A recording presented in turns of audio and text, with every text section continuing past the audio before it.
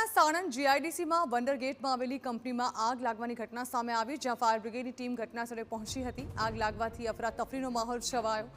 આગ લાગવાનું કારણ હજી સુધી અકબંધ છે, જો કે આગ લાગવાથી મટીરીયલ બળીને ખાખ થઈ ચૂક્યું છે।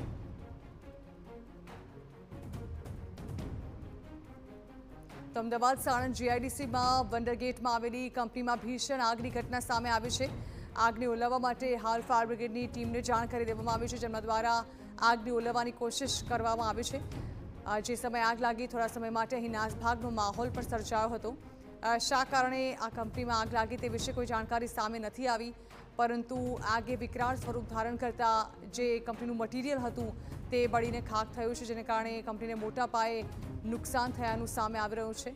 આ અંગે વધુ માહિતી સંવાદદાતા સચિન પાટીલ પાસેથી મેળવીએ। સચિન, આગની ઘટના સામે આવી છે સાણંદ જીઆઈડીસીથી, જાણવા માંગીશ શું હતી આ ઘટના, હાલ આગને પગલે પરિસ્થિતિ શું છે ત્યાંની?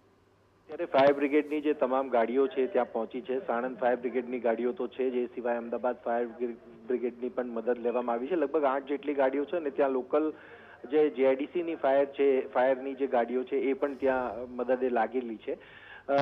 જે આગ લાગી છે એ ટાટાનું જ કોઈક યુનિટ છે, એ યુનિટમાં આગ લાગી હોવાની માહિતી સામે આવી રહી છે। ફાયર બ્રિગેડની ટીમો જે છે એ આગ પર કાબુ મેળવવામાં મહદઅંશે એમને સફળતા મળી પણ છે અને અત્યારે કુલિંગ પીરિયડ હોવાનું ફાયરના અધિકારીઓ સાથે વાત થઈ એ પ્રમાણે એમનું કહેવું છે।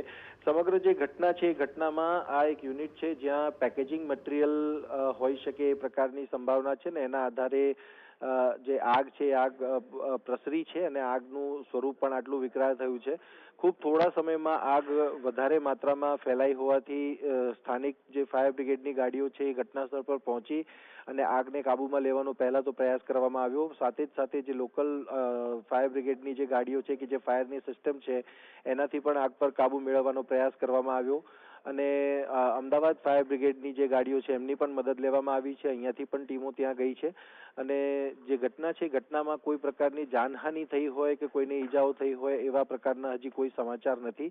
મહદઅંશે આપણે એવું કહી શકાય કે સંપૂર્ણ જે આગ છે એ આગ અત્યારે કાબૂમાં લેવાઈ ચૂકી છે। જી બિલકુલ સચિન, આભાર। તો આગને મહદઅંશે કાબૂમાં લેવાઈ ચૂકી છે, પરંતુ આગ લાગવાને પગલે કંપનીનો જે સામાન છે તે પડીને ખાખ થઈ ચૂક્યું છે, જેને કારણે તેને આર્થિક મોટું નુકસાન ભોગવવાનો વારો આવ્યો છે।